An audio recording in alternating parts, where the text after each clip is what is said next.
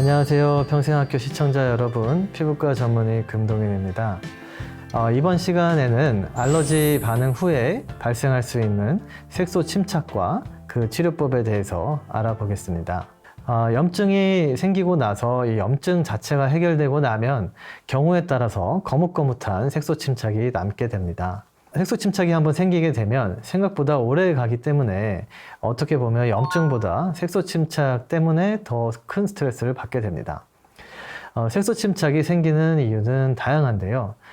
대표적으로 마찰, 자극, 그리고 이미 가지고 있는 기저 피부 질환, 건조함 등이 있겠습니다. 색소 침착의 종류로는 표피형, 진피형, 표피와 진피의 혼합형, 이렇게 총 3가지가 있습니다. 피부에 염증이 생기면 활성산소나 다양한 염증 매개 물질 등이 발생하게 되는데, 이러한 물질들에 의해서 표피의 멜라닌 활성도가 증가되게 되고, 이 늘어난 멜라닌 활성도 때문에 증가된 멜라닌 세포들이 주변 각질 세포로 번지게 되면서 표피 전체에 색깔이 입혀지는 멜라닌증이 발생하게 됩니다. 거기다 기저층의 손상이 발생하게 되면 멜라닌 색소가 표피에서 진피 쪽으로 흘러내려오게 되고, 이를 대식세포라는 세포가 먹게 되면 멜라노파지라는 게 되면서 이 멜라노파지 때문에 진피, 더 표피보다 깊은 진피층에 진피 멜라닌증이 발생하게 됩니다. 표피형의 경우 얕거나 짙은 갈색의 형태로 관찰되는 반면에 진피형은 더 깊이 생기는 색소이기 때문에 블루 그레이 또는 검은 좀 더 어두운 컬러로 관찰되게 됩니다.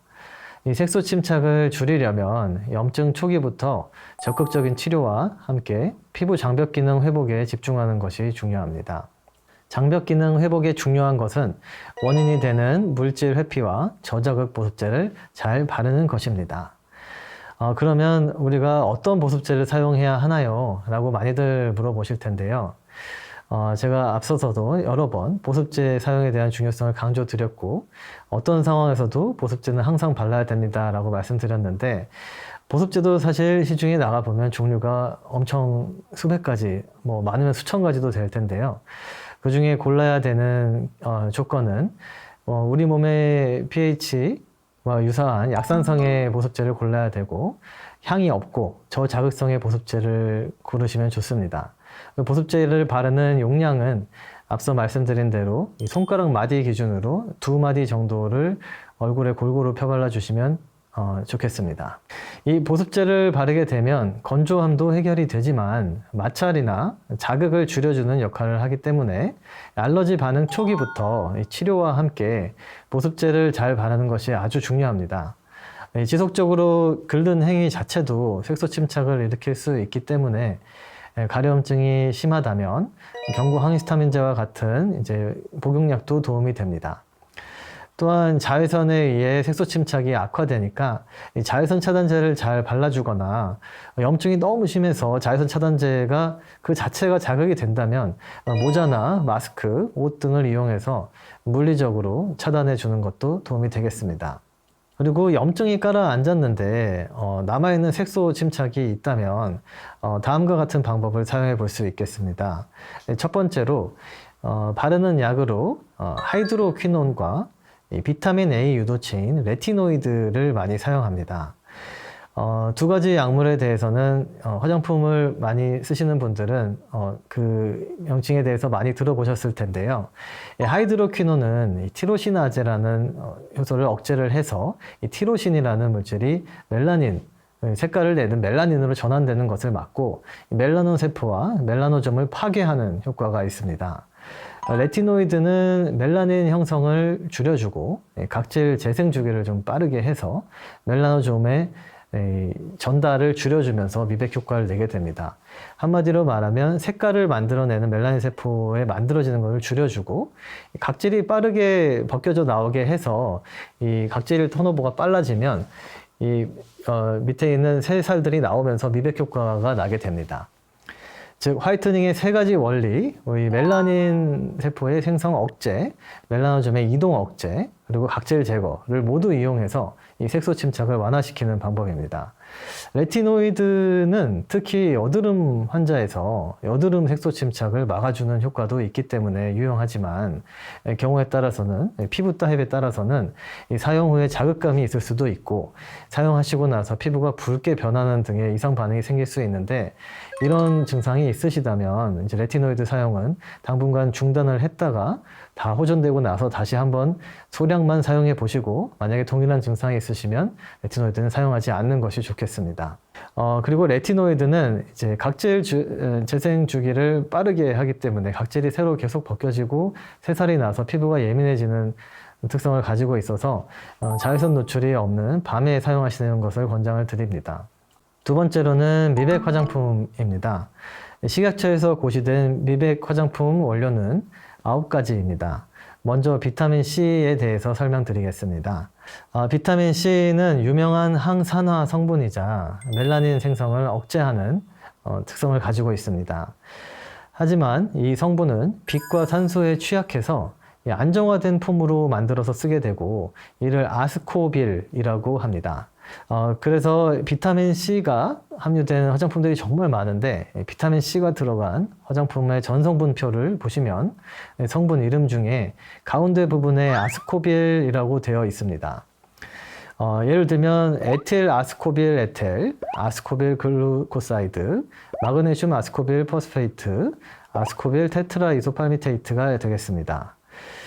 다음으로는 나이아신아마이드라는 성분이 있는데요. 이 나이아신아마이드라는 성분은 멜라닌 세포가 이동하는 것을 억제하는 작용을 합니다. 이 성분은 빛과 산소에도 안정적으로 쓸 수 있어서 낮과 밤 관계없이 사용할 수 있습니다. 그 외에도 세포 재생, 노화 방지, 항노화 기능을 갖고 있어서 화장품 성분에 다수 함유가 되고 있습니다. 이런 미백 성분은 경우에 따라 약간의 자극감이 있을 수 있으므로 만약에 사용을 하시게 되면 따가움을 느낄 수 있는데 이런 따가움을 계속해서 반복적으로 느끼시게 되면 보습제를 먼저 바르신 후에 그 후에 같이 사용하시는 것도 방법이 되겠습니다. 세 번째로 우리가 흔하게 먹는 기미약으로 알려진 약에 있는 성분 중에 트라넥사믹 애시드라는 것이 있습니다. 이 트라넥사믹 애시드도 염증 후 색소 침착 개선에 사용해 볼 수 있는데요. 이 트라넥사믹 애시드는 멜라닌의 합성 과정을 차단시켜주는 원리로 특히 자외선과 관련된 색소 침착을 줄여주는 효과가 있고 한 연구에서는 염증 후에 색소 침착이 생기더라도 이 트라넥사믹 애시드를 경구약으로 복용을 했을 때 훨씬 더 빨리 호전되는 결과를 보였습니다. 네 번째로는 각종 필링 시술이 있겠습니다. 이 필링 시술은 표피의 멜라닌 세포의 양을 줄이고 표피의 각질 턴오버를 빠르게 하는 특성을 가지고 있습니다. 한마디로 표피에 있는 멜라닌 세포의 양을 줄이고 표피가 빨리 벗겨지게 해서 새살이 나서 이걸 대체함으로써 미백 효과를 낼 수 있게 해주는 성분입니다.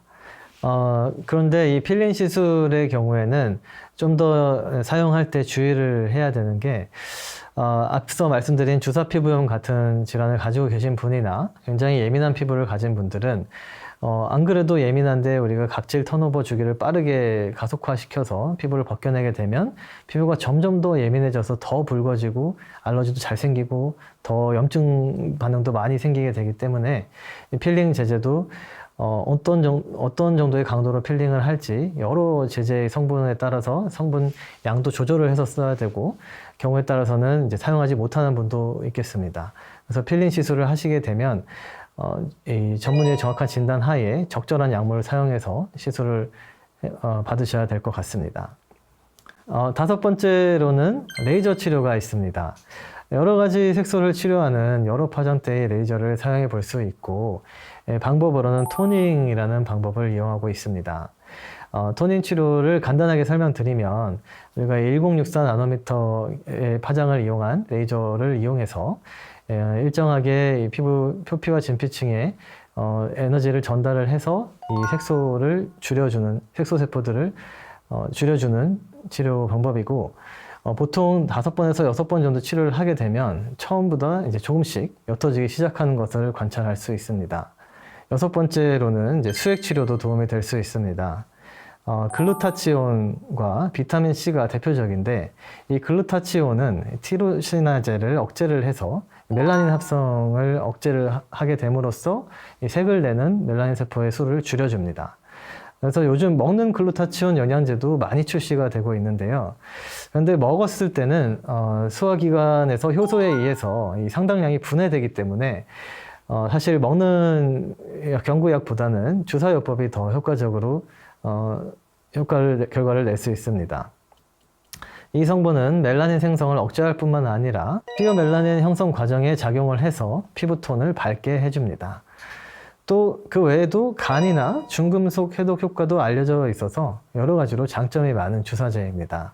네, 우리가 염증 후에 색소 침착이 생겼을 때 치료법에 대해서 정리를 해보자면, 먼저 색소 침착이 발견이 되면 바르는 약으로는 하이드로퀴논이랑 레티노이드가 있겠고, 바르는 화장품으로는 비타민C, 나이아신아마이드 같은 성분들을 함유한 화장품들이 있고, 먹는 약으로는 또 트라넥사믹 애시드가 있겠습니다. 또 시술 방법으로 넘어가면 여러 가지 제품을 이용한 필링 시술들이랑 레이저 토닝, 또 수액 치료도 있습니다. 하지만 이거를 본인이 직접 판단하기는 어렵기 때문에 피부과 전문의와 상담을 하시고 이 병변의 정도와 범위와 깊이에 따라서 적절한 치료법을 찾아서 제대로 된 치료를 받으시면 좋을 것 같습니다.